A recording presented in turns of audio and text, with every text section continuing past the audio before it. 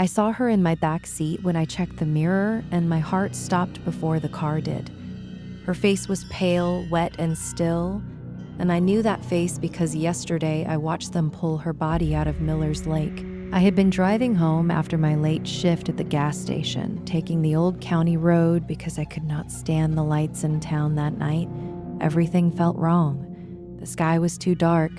The trees looked too close. Even the radio kept fading into static like someone was breathing into it.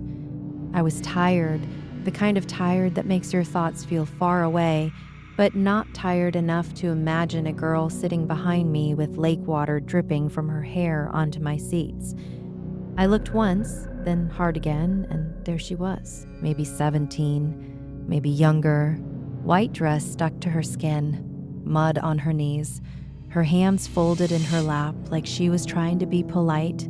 I slammed the brakes so hard the car skidded sideways on the empty road. When I turned around, the back seat was empty.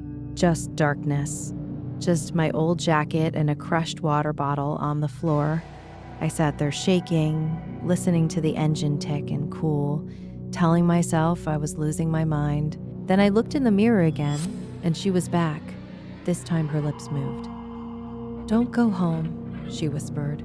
I spun around so fast my neck cracked. Empty again. I should have driven straight to the police station. I know that now. But fear does strange things. It makes you bargain with yourself.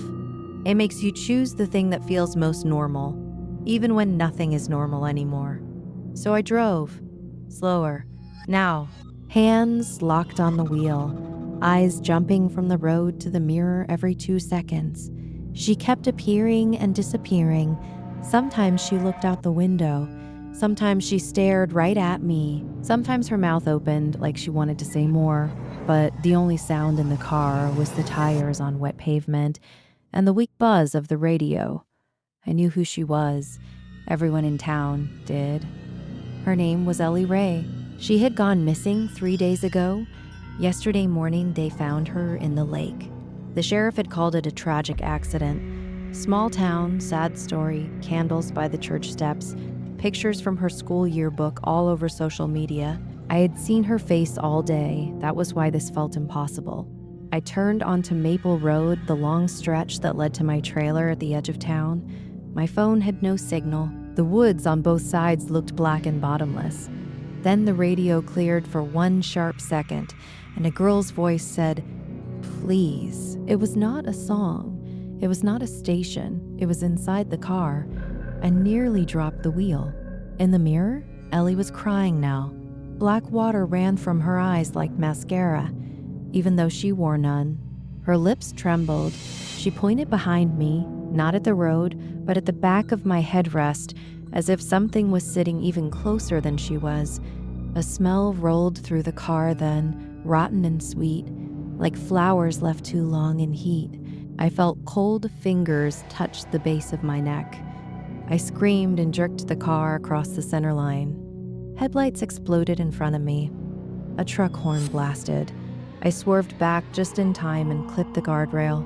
Sparks flashed past my window. When the car finally stopped, half hanging over the ditch, I sat frozen, choking on sobs I did not know were inside me. The back seat was empty again, but something was scratched into the fog on the window from the inside. Run. I stumbled out into the rain, falling to my knees in the mud. Across the road, through the trees, I saw another set of headlights moving slowly toward my trailer. My blood turned to ice. I knew that truck, rusted red, broken left headlamp, my father's truck. He was supposed to be 2 states away. He was not supposed to be anywhere near me ever again. The driver door opened, and even from that distance, I recognized the way he moved.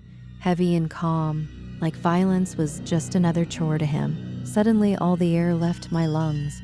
Ellie had not been warning me about herself. She had been warning me about herself.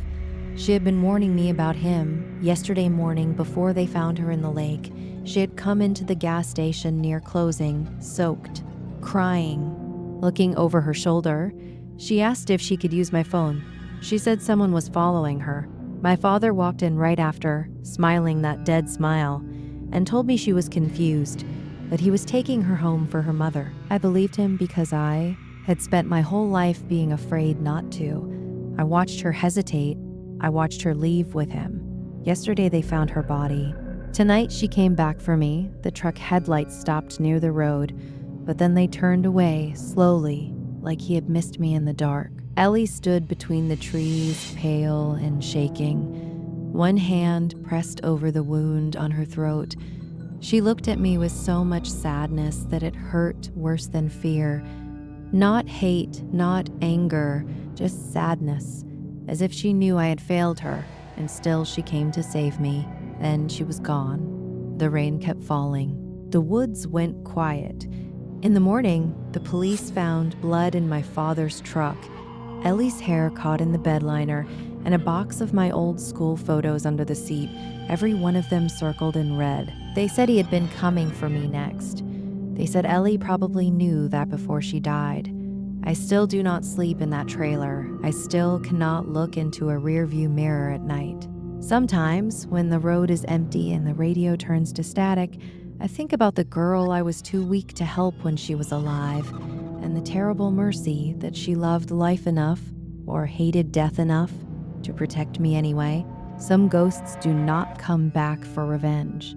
Some come back because even after the world has killed them, they cannot bear to let someone else be left alone in the dark.